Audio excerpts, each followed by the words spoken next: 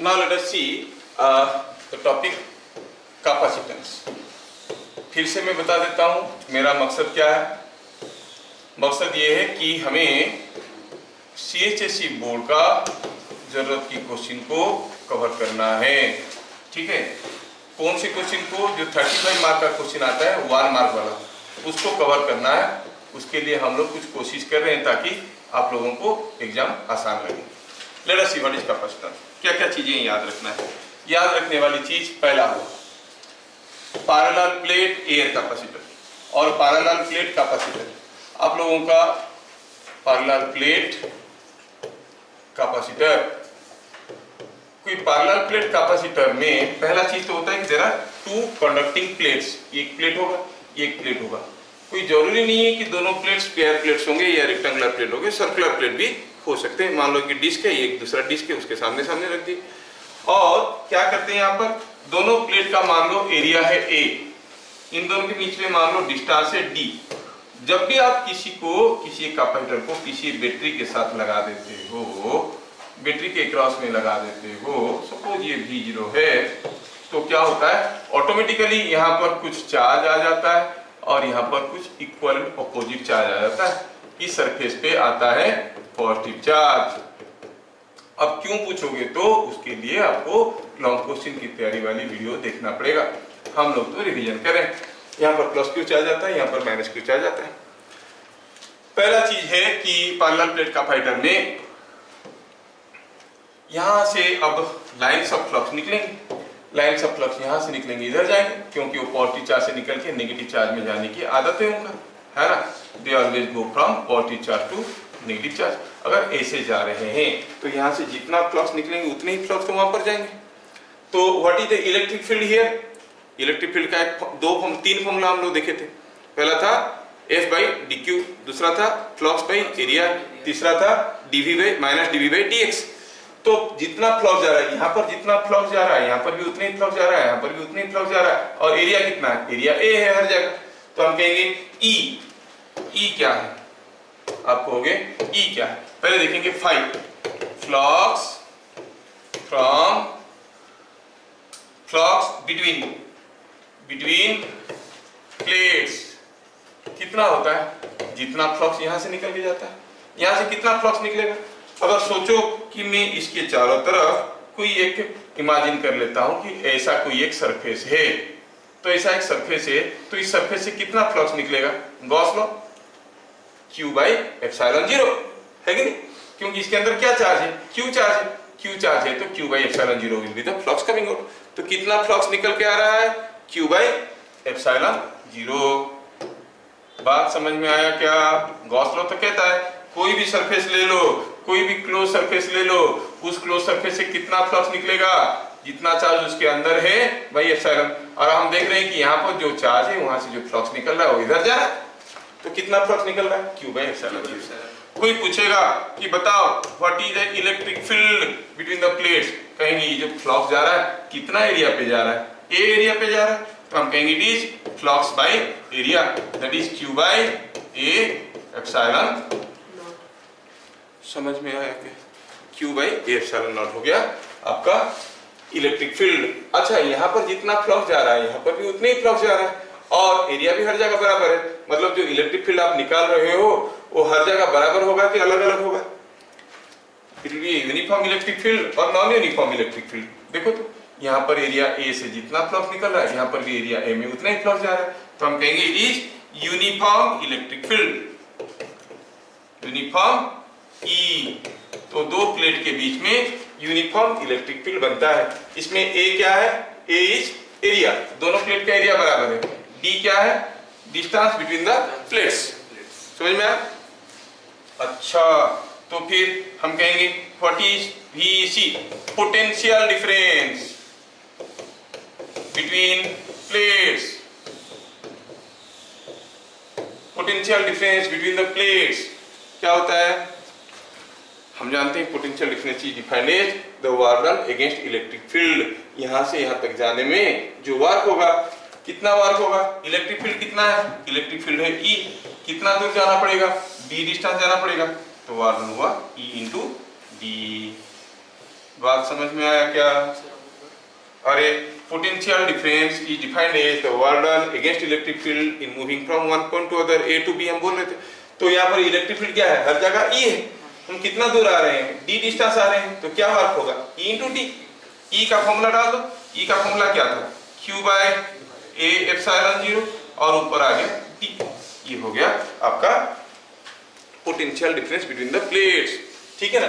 इस बहाने आपका एक लॉन्ग क्वेश्चन भी हो जाएगा, derive an expression for capacitance of a parallel plate capacitor. आपको ऐसे ही करना है।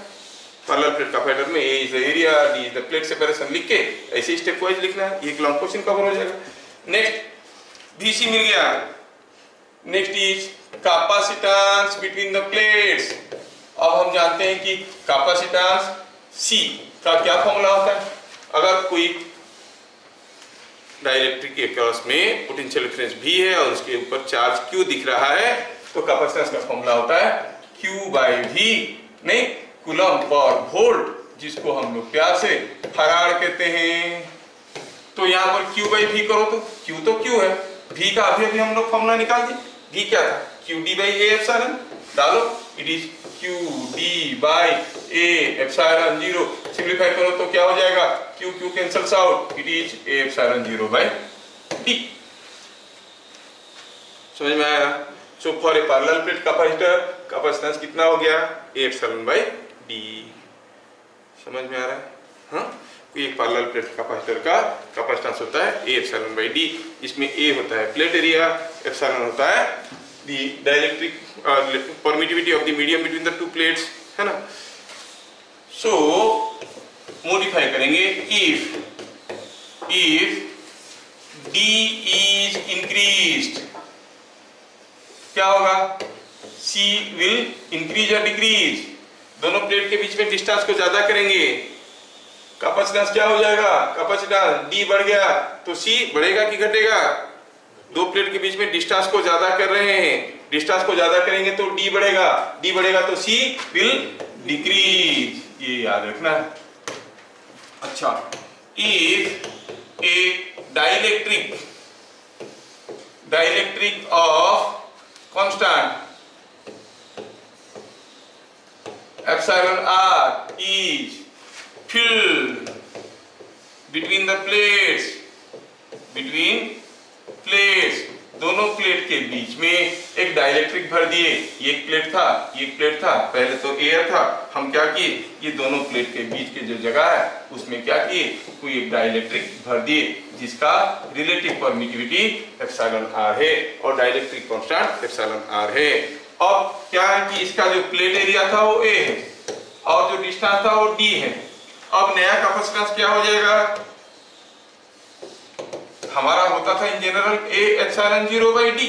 अब एप्सिलॉन 0 के साथ क्या लिख लेंगे? Epsilon 0 into epsilon R। समझ में आया क्या?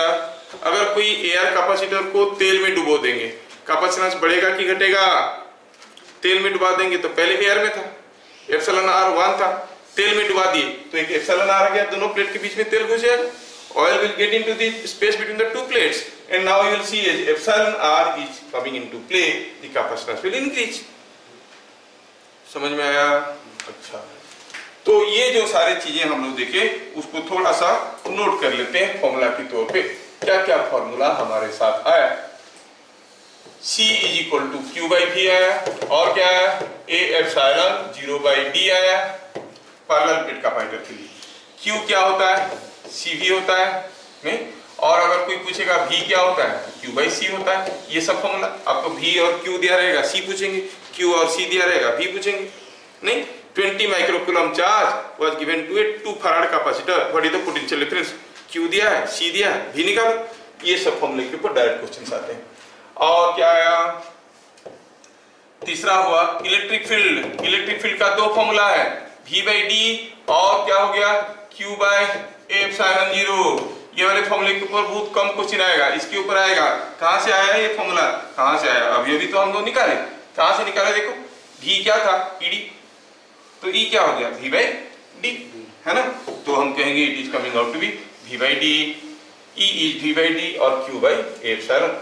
इतना सारा फॉर्मूला आपको याद रखना है ना?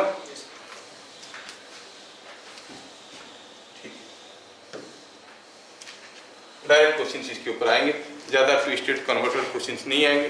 Now their meetings are also going, हम लोग 3 सेमिस्टर 3 क्वार्टरली एग्जाम किए, वो सारा एग्जाम प्लस अभी जो फाइनल एग्जाम होगा सबको मिला के रिजल्ट बनेगा, ठीक है। This is what is the meeting going, और शायद इसी के ऊपर सहमति बनाए, क्योंकि प्रपोजल गया है कि ये जो मार्क्स कॉलेज में भेजें तो उसको देख के ही फाइनल का मार्किंग किया जाएगा। मीन्स थिंग्स आर बिट कंसोलेटिंग, कि हम लोगों को और थोड़ा डर नहीं है, क्योंकि कॉलेज एग्जाम में तो थोड़ा बहुत अच्छा हुआ था सबका, है कि नहीं। तो don't worry, things will be taken care. जो कॉलेज में कॉलेज एग्जाम ठीक से नहीं हुआ या फिर बच्चे केयरलेसली दिए college exam, they will be in trouble. Yesterday only someone has given the group, कोई दे दिया है, संवाद न्यूज़पेपर में भी आया था, है ना। तो जो हम लोग 3 एग्जाम का जो मार्क लिए उसका एवरेज प्लस अभी जो तुम लोग करोगे उसको मिला के they will giving you the qualifying marks. So it is थोड़ा राहत की सांस लेंगे लोग, क्योंकि कॉलेज एग्जाम में अच्छा होगा। कौन सा कॉलेज एग्जाम में? जो कॉलेज में ठीक ठाक एग्जाम हुआ था और बच्चे सीरियसली दिए थे। काफ़ी कॉलेज है जहाँ पर कुछ भी सीरियसली नहीं हुआ, उनके लिए तो सब कुछ बराबर है ना, उनके लिए तो सब कुछ बराबर है। कुछ लोग कॉलेज एग्जाम को सीरियसली नहीं दिए, अच्छा मार्क नहीं आया, they will be in trouble, ठीक है। तो कैपेसिटेंस का इतना सारा चीज हम लोग देख लिए। अब कैपेसिटेंस के बारे में अगला चीज, कैपेसिटर्स इन सीरीज।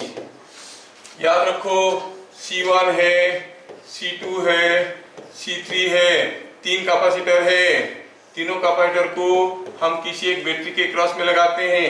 ये C1 है, ये C2 है, ये C3 है।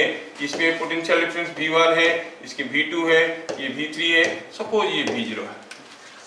क्या क्या चीजें याद रखना है? पहला चीज याद रखना है कि Q on each capacitor, charge on each capacitor is same. Series में अगर इसमें आपको Q कूलम चार्ज मिलेगा तो इसमें भी Q मिलेगा, इसमें भी Q मिलेगा। सीरीज में सब में चार्ज बराबर होता है। बैटरी ने कितना चार्ज दिया? बैटरी भी वही Q चार्ज ही दिया। ये नहीं कि इसमें Q है, इसमें Q है, इसमें Q है तो 3Q दिया होगा, नहीं, बैटरी भी Q चार्ज ही देता है। जितना चार्ज देगा वो सारे ऐसे लेंगे, समझ में आया। दूसरा इंपॉर्टेंट चीज जो आपको याद रखना है इसके बारे में, जो सप्लाई वोल्टेज है V0 that must be equal to V1 plus V2 plus V3। इसमें कितना वोल्टेज ड्रॉप हुआ, इसमें कितना वोल्टेज ड्रॉप हुआ, इसमें कितना वोल्टेज ड्रॉप हुआ। ये पॉजिटिव प्लेट है, नेगेटिव प्लेट है, पॉजिटिव है, नेगेटिव है, पॉजिटिव है, नेगेटिव है। सो सारा जो वोल्टेज ड्रॉप है पोटेंशियल डिफरेंस से सबको जोड़ दोगे तो इसके बराबर होगा। जबकि V1 क्या है? V1 is Q by C1, क्योंकि इसमें चार्ज Q है, कैपेसिटेंस C1 है। V2 क्या है? Q by C2। V3 क्या है? Q by C3। अक्सर ये लॉन्ग क्वेश्चन आ जाता है, derive an expression for equivalent capacitance in case of series connection. हो सकता है कि आपके टीचर आपको एक लंबा सा एक्सप्रेशन दिए होंगे, डिराइवेशन दिए होंगे। अगर आपको उतना करने में याद नहीं आता तो इतना ही लिखो, जितना भी लिख रहा उतना लिखो, तो you will get 75 to 80% mark of that. मान लो कि 5 मार्क है तो 4 मार्क तो मिलेगा ही मिलेगा, समझ में आ रहा है। तो एंड इट बिकम्स इजी। तो फिगर बनाना है, बहुत ज्यादा कुछ नहीं लिखना है, सीधा क्या लिखना है? Q on each capacitor is same, V0 is equal to V1 plus V2 plus V3, V1 where V1 is Q by C1, V2 is Q by C2, V3 is equal to Q by C3। so क्या मिल गया? V0। अच्छा, और हम कहेंगे if equivalent capacitance is C equivalent, then equivalent capacitance C equivalent मतलब ये जो पूरा सर्किट है इसको मैं सिंगल कैपेसिटर से रिप्रेजेंट करना चाहता हूं। मतलब यहाँ पर भी अगर मैं V0 वोल्ट देता हूं तो यहाँ पर भी Q0 चार्ज आएगा, Q चार्ज आएगा। यहाँ पर V0 देने से Q चार्ज आता था, है ना। यहाँ पर V0 वोल्टेज देने से Q चार्ज आता था, यहाँ पर भी V0 वोल्ट देंगे तो Q चार्ज ही जाएगा। तो हम ये कैपेसिटर को क्या कहेंगे? Will call this capacitor as C equivalent. ये Q चार्ज कहाँ पे आएगा? यहाँ पे आएगा। तो Q C इक्विवेलेंट और V0 में क्या रिलेशन मिलेगा? देन C इक्विवेलेंट, देन क्या हो जाएगा? C equivalent is equal to Q by V0, है कि नहीं। और V0 का वैल्यू क्या हो जाएगा? Q by C equivalent. समझ में आया क्या? चलो हम ये जो पूरा चीज लिखे हैं इसको इक्वेशन 1 मानते हैं, इक्वेशन 1 मानते हैं। इतना रट्टा मार के कर लोगे भी तो हो जाएगा, बहुत ज्यादा लंबा नहीं है ये लॉन्ग क्वेश्चन। ठीक है, next is putting in equation 1, in equation 1 हमें इक्वेशन 1 में क्या मिला था, v0 is equal to v1 plus v2 plus v3। v0 की जगह क्या लिखे, v0 की जगह लिखे q by C equivalent, v1 की जगह q बाई c1, v2 की जगह q बाई c2, v3 की जगह q बाई c3, सबका वैल्यू डाल देते हैं तो मिलेगा q by c equivalent is equal to q by c1 plus q by c2 plus q by c3। अब q दोनों तरफ से गया, एक दूसरे को खा गए, क्या मिला 1 by equivalent capacitance is 1 by c1 plus 1 by c2 plus 1 by c3। So in case of series connection effective capacitance is given by this formula, है ना। ये एक लॉन्ग क्वेश्चन हो गया। They will ask you to derive an expression for equivalent capacitance in case of series connection, और C1 C2 या C2 C1 C2 C3 एक या दो या तीन कैपेसिटर दिए रहेंगे, बोलेंगे उनको सीरीज में जोड़ देने से इक्विवेलेंट कैपेसिटेंस क्या होगा। अगर हम कहेंगे 3 माइक्रोफैराड और एक 6 माइक्रोफैराड कैपेसिटर को हम सीरीज में लगा देंगे, इक्विवेलेंट कैपेसिटेंस कितना हो जाएगा 1 by C equivalent is equal to 1 by 3 plus 1 by 6 is equal to 1 by 2। So C equivalent is equal to 2 microfarad. ऐसे करके सीधे सीधे हम निकाल सकते हैं, फॉर्मूला लगा के हम डायरेक्टली चीजों को निकाल सकते हैं। In course of time we shall see small questions on that. समझ में आ गया सबको, ठीक है। सपोज एक जितना सारा फंडामेंटल देखे उसके ऊपर एक क्वेश्चन देख लेते हैं, आइडिया आपका क्लियर हो जाएगा। क्वेश्चन है 2 capacitors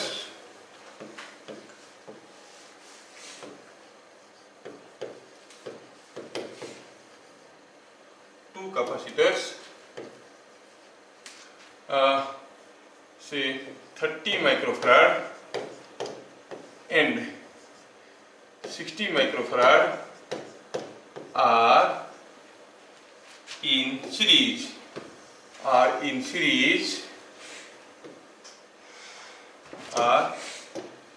series across 40 volt battery, ठीक है। Bit number 1 find C equivalent. Bit number 2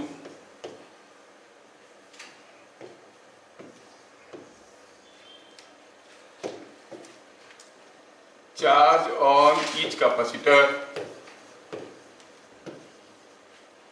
bit number 3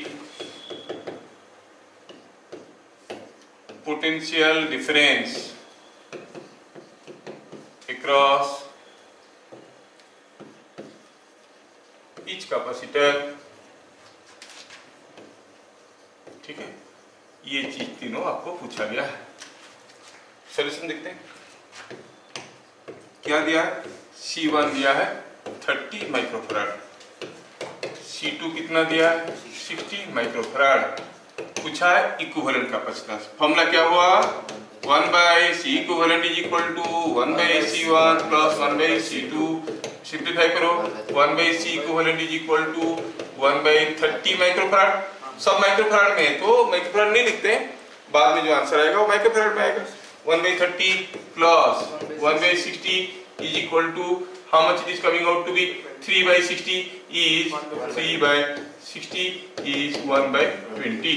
तो C इक्विवेलेंट कितना हो गया 20 माइक्रोफैराड।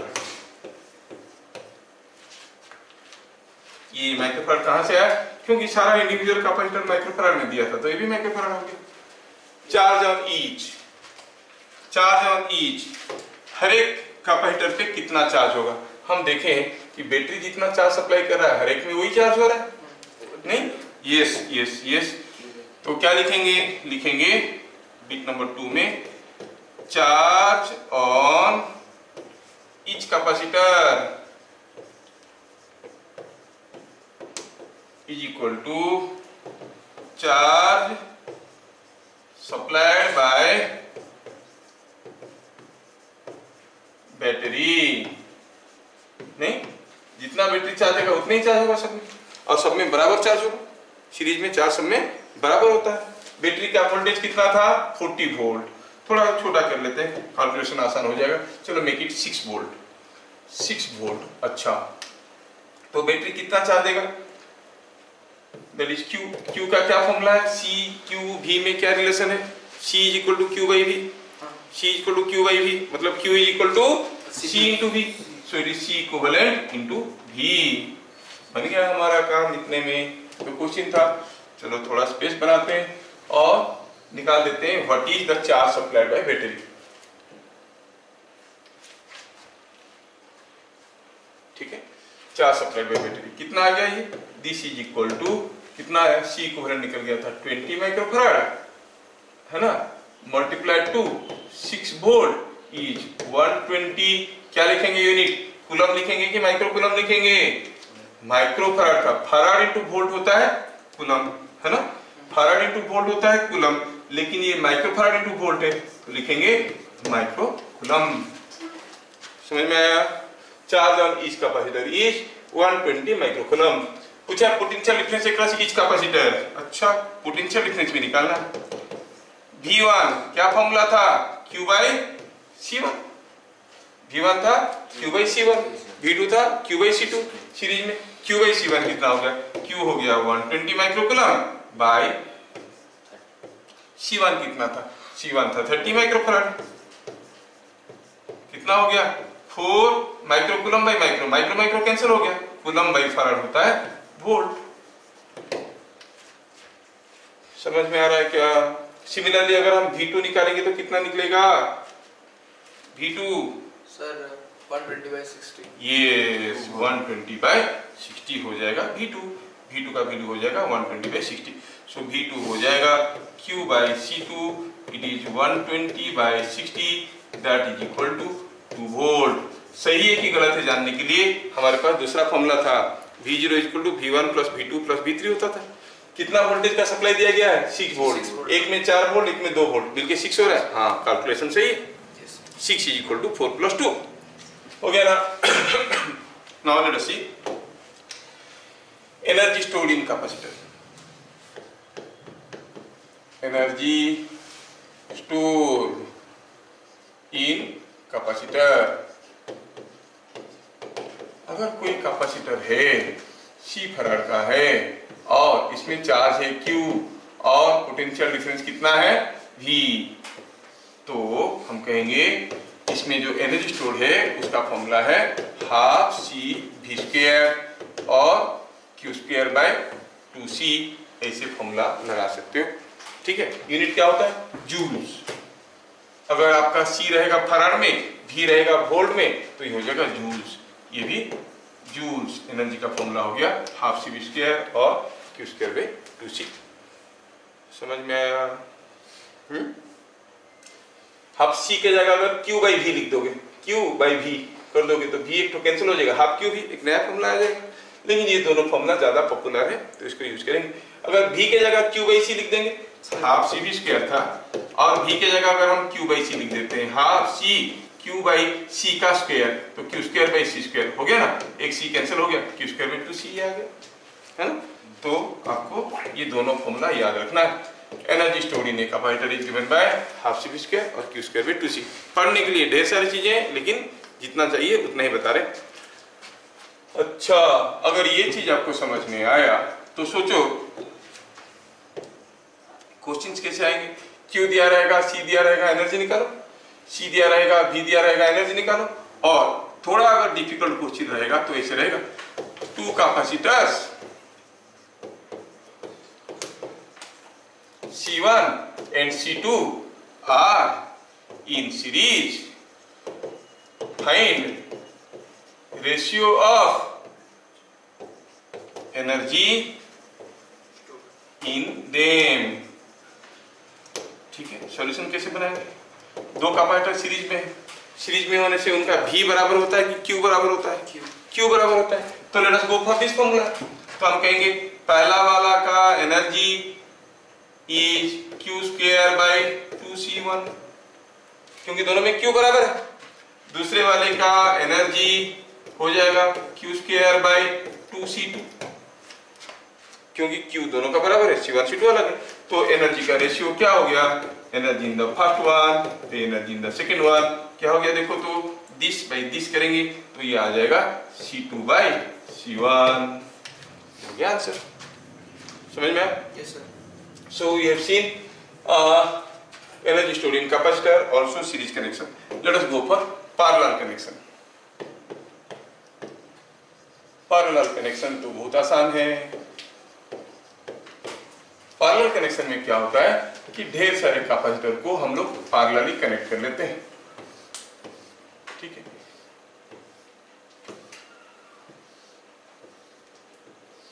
अब इसके क्रॉस में हम एक बैटरी लगा देते हैं, ठीक है। I call it A battery of V0 volt. ये C1 है, ये C2 है, ये C3। पैरेलल में क्या होता है, पोटेंशियल डिफरेंस हर एक में बराबर होता है। इसके क्रॉस में पोटेंशियल डिफरेंस क्या है, ये दोनों पॉइंट में जो पोटेंशियल डिफरेंस है, इधर से आओ जितना होगा, इधर से भी आओ तो उतना ही होगा, इधर से भी आओ तो उतना ही होगा, इधर से भी आओ तो उतना ही होगा। किसी भी रास्ते में आओ, पोटेंशियल डिफरेंस तो रास्ते के ऊपर डिपेंड नहीं करता है, कौन सा पॉइंट से कौन सा पॉइंट में जाता है उसके ऊपर डिपेंड करता है। तो उससे हमें पता चल गया कि जब कैपेसिटर्स आर इन पैरेलल तो उनमें क्या बराबर होता है, पोटेंशियल डिफरेंस। पहला चीज हमें याद रखना है, potential difference across each capacitor is same and equal to कितना, जितना है कितना है V0। अच्छा अब देखो, अब इसमें कुछ चार्ज है Q1, इसमें कुछ चार्ज है Q2, इसमें कुछ चार्ज है Q3। अब इधर से कुछ चार्ज गया है, इधर से कुछ चार्ज गया है, इधर से कुछ चार्ज गया है, तो इधर से कितना चार्ज गया है, सपोज इट इज Q। तो Q से कुछ Q1 इधर गया, कुछ Q2 इधर गया, कुछ Q3 इधर गया, है ना। तो हम कहेंगे Q1 क्या है, Q1 is C1 into V। C equal to Q by V होता है। Q1 हो गया C1 into V। Q2 क्या हो गया, C2 into V0। Q3 क्या हो गया, C3 into V0। अगर ये पूरा चीज को मैं एक सिंगल कैपेसिटर से रिप्रेजेंट करने की कोशिश करता हूं, I want to find out an equivalent capacitance for this. मैं पूरा चीज को एक सिंगल कैपेसिटर से रिप्रेजेंट करूंगा, तो कैसे करूंगा, ये हो गया सिंगल कैपेसिटर। अब इसके क्रॉस में भी अगर हम V0 वोल्ट की बैटरी लगाएंगे, ये भी Q चार्ज देगा, ये भी Q देता था, ये भी Q, ये यहाँ पर भी Q चार्ज आता था, यहाँ पर भी Q जाता था, मतलब ये अकेला कैपेसिटर ये तीनों का बराबर है। तो आप क्या कहोगे, what is Q? Q is equal to, ये सर्किट को अगर देखेंगे, Q is equal to C equivalent into V0। They may ask you to derive an expression for equivalent capacitance in case of parallel connection. Your teacher has given you an illustrated one, बहुत लंबा सा करके लिखने के लिए। इतना लिख दोगे भी तो 80% मार्क आएगा, 5 में से 4 आ जाएगा। समझ में आ रहा? 80% मार्क आएगा, बहुत ज्यादा एक्सप्लेनेशन लिखने की जरूरत नहीं, ठीक है। अब अगर हम देखेंगे यहाँ पे किरचॉफ्स करंट लॉ लगाएंगे, इस पॉइंट को चलो कुछ पॉइंट ए नाम दे देते हैं, Kirchhoff's current law at A, मतलब जितना आएगा उतना ही तो जाएगा। Charge can neither be created nor be destroyed. In that case you will say Q जो चार्ज आ रहा है that is equal to Q1 plus Q2 plus Q3। सबका वैल्यू डालो, C equivalent into V0 is equal to C1 V0 is equal to C2 plus C2 V0 plus C3 V0। अब V0 cancel हो गया, C equivalent क्या हो गया, C1 plus C3। देखो कितना आसान है। So when they are in parallel, equivalent capacitance is C1 plus C2 plus C3। हो गया। तो कैपेसिटेंस के बारे में मेरे ख्याल से अगर आप बोर्ड के लिए तैयारी कर रहे हो, इससे ज्यादा करने की कोशिश मत करो, क्योंकि इतने में आपका काम निकल जाएगा। हाँ, if you want to be the topper of this time, तो फिर आपको बहुत ज्यादा चीजें लिखना है। नहीं मुझे 75-80% रख के पास करना है, तो ठीक है, ये काफी है, ठीक है। समझ में आया क्या? Getting 75% is very easy. 70 से आपको रखना है 40, 40, 42, 43 ऐसे रखना है, क्योंकि प्रैक्टिकल में तो मिल ही जाता है। Out of 30 you will on easily without any difficulty will get आराम से 25-26 सबको आ जाता है, ठीक है। तो फिर आराम से 70% रखना, कोई डिफिकल्ट चीज नहीं है। 45 रखना, 44 मार्क रखना है, ठीक है। Understood? So parallel connection of capacitance खत्म हो गया, सीरीज कनेक्शन ऑफ कैपेसिटेंस खत्म हो गया, एनर्जी स्टोर्ड इन कैपेसिटर खत्म हो गया। और कैपेसिटेंस की जो बेसिक फॉर्मूले थे, ये फॉर्मूले भी मैं आपको बता दिया। क्या फॉर्मूला था वो बेसिक फॉर्मूला कैपेसिटेंस का? C is equal to Q by V। नहीं, ये फॉर्मूला के ऊपर क्वेश्चन अक्सर आते हैं, इतना सारा चीज पढ़े क्वेश्चन आएगा इसके ऊपर। Q दिया रहेगा, V दिया रहेगा, C निकालो, V दिया रहेगा, C दिया रहेगा, Q निकालो, है ना। अच्छा, V बढ़ाने से C बढ़ेगा कि घटेगा? V बढ़ाने से C नहीं बढ़ेगा। क्यों? क्योंकि जो V का वैल्यू था थोड़ी देर पहले हम लोग देखे थे, V का वैल्यू क्या था? Q बाई C था ना। V बढ़ाएंगे तो Q बढ़ जाएगा, नहीं तो रेशियो विल रिमेन सेम। और V का दूसरा फॉर्मूला भी हम लोग देखे थे यहाँ पर। V का क्या फॉर्मूला था देखो तो, थोड़ी देर पहले देखे थे। V क्या था? QD by A epsilon. तो V बढ़ाएंगे तो Q बढ़ जाएगा, तो रेशियो विल रिमेन सेम। तो यहाँ पर ये चीजों को हम याद रखना चाहिए कि C does not change